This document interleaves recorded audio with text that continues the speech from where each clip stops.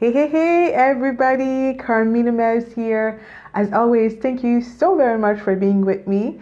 Whether you're watching live or you're catching the replay, I appreciate you being. Would you let me know with an emoji in the comments how you feeling today?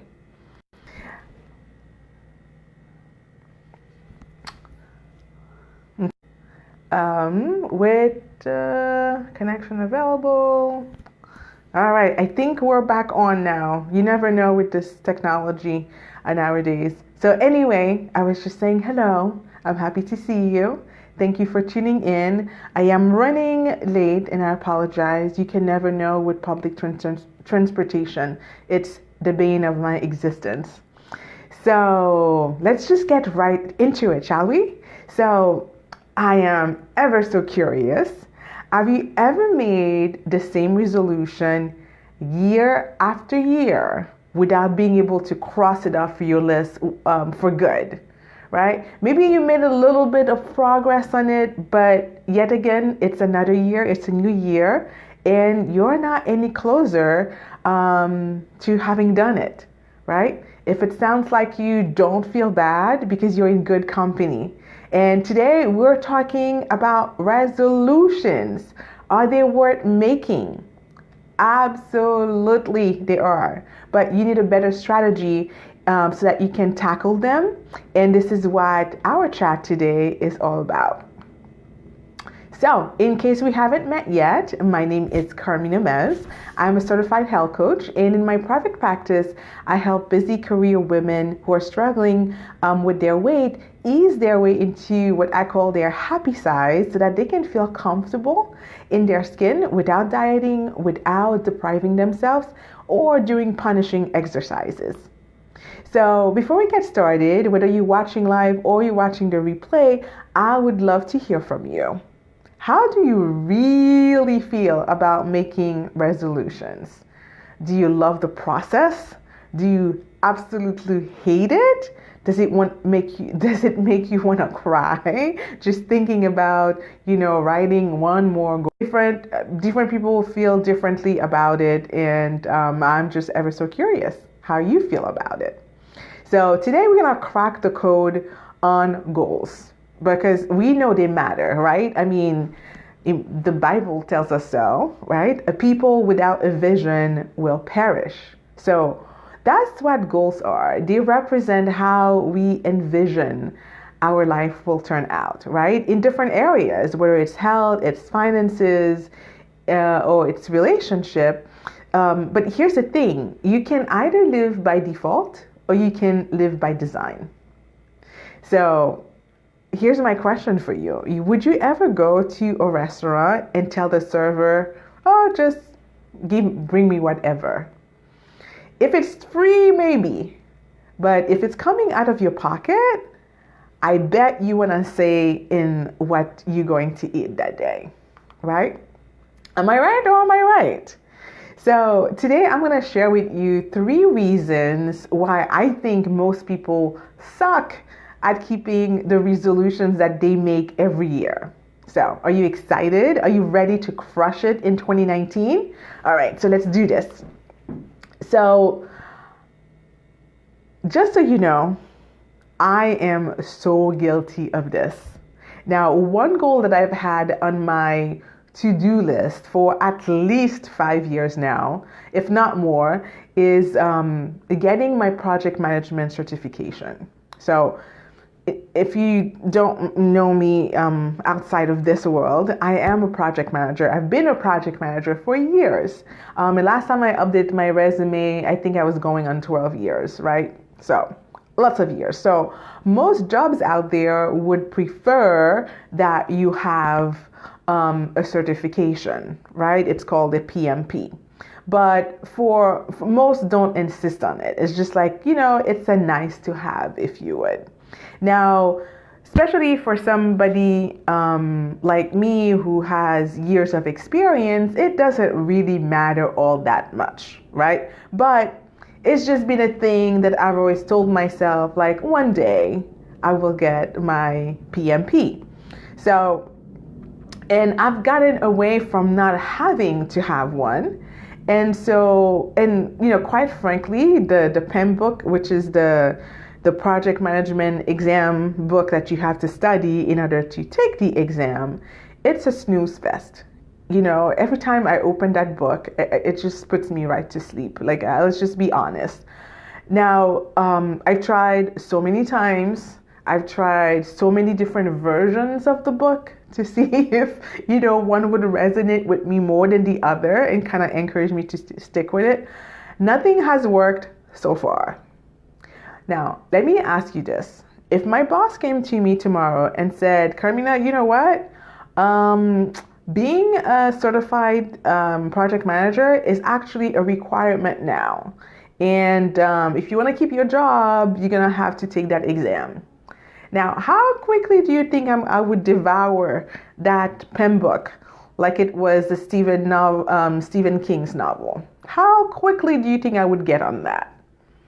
Which brings me to the first reason why I think people don't keep their New Year's resolution.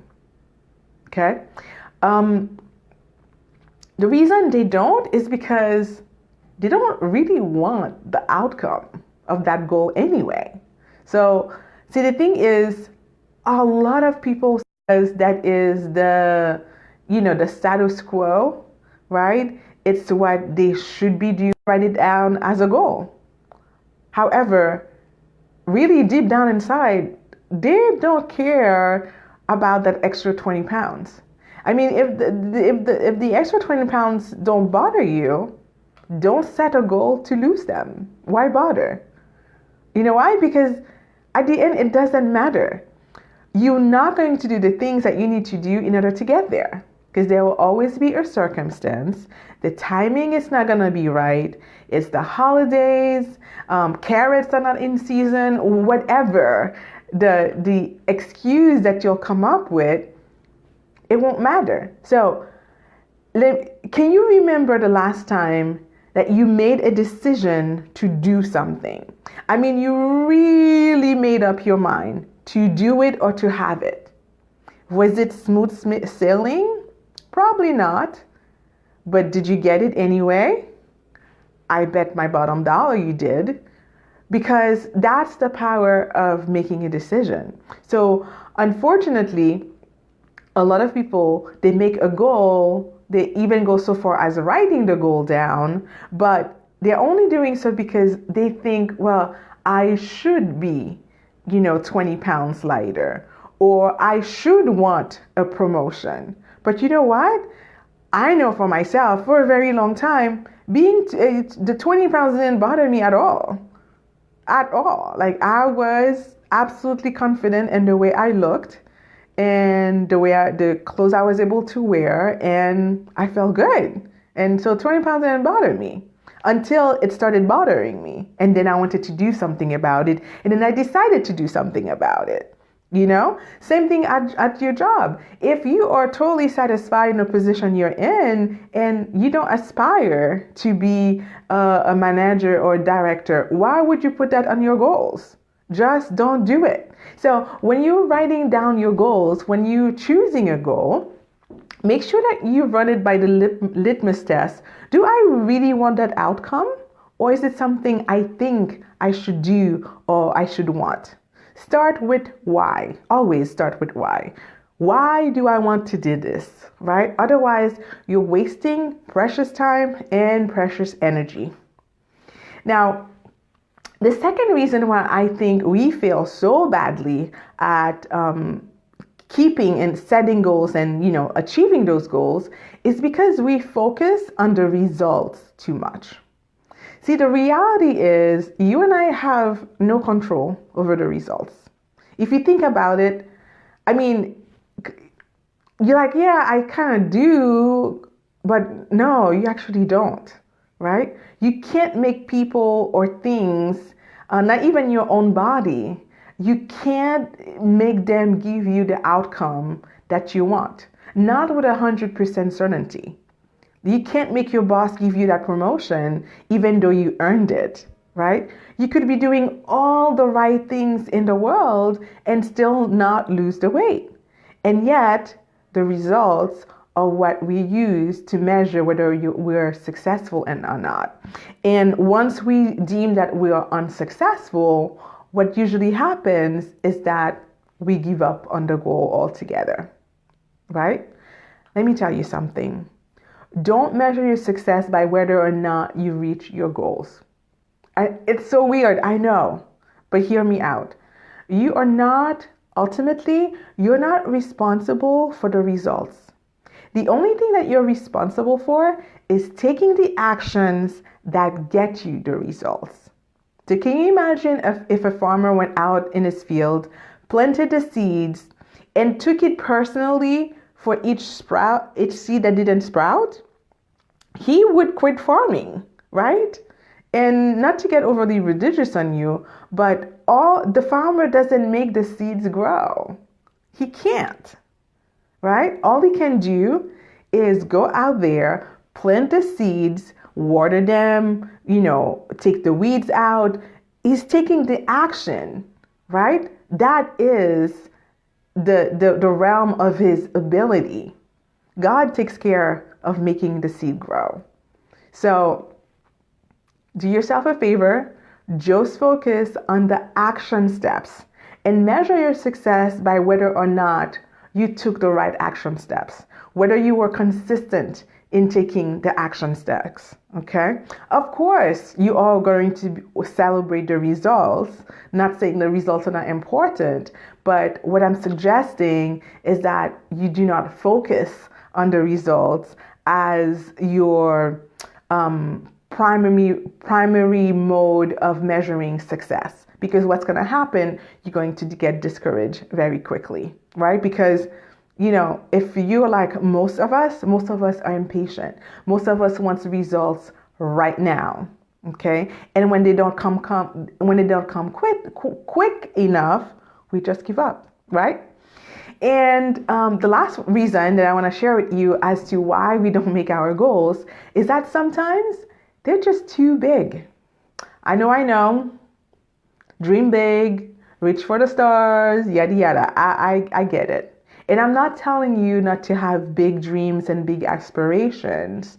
No, of course, we are humans. We all, it's normal. But I beg you, come back to earth, okay, from time to time, so that you can make those dreams a reality, right? If it's a pie in the sky, chances are they're never going to come true. Now, the analogy that I like to use is, how do you eat an elephant? One bite at a time. So you can have big goals, big dreams, but then let's break them down into a bite that you can actually chew on, right? Don't have them so high over there that it feels like you'll never reach them because it's just way out there, right? So break down your goals into something that you can measure that, yes, I've achieved X, Y, and Z, right? It's small enough that I can do it in a particular period of time. Now, speaking of time, one of the tricks that I've been using for the past few years is that I never plan a year out. Never. I only plan 3 months out, right? Because in my experience, a year is still too far away that I won't have the, I won't have the sense of urgency to go after that particular goal if it's a goal that spans over an entire year. So I would take that goal, break it down into four bite size, if you would, and say, okay, so for example, my 40-pound weight loss. If I'm thinking about 40 pounds, I'm like, oh my God, I will never get there. And, I give myself a year to get there, but even so, it's so far away that what am I going to do between month 1 and month 12? It's too long of a time. So what I found worked really well for me is to break my year in 3 months, right? So for my first 3 months, my goal is 10 pounds. That feels so much more doable, so much more easier. And it gives me a sense of urgency because 3 months is not that far away, right?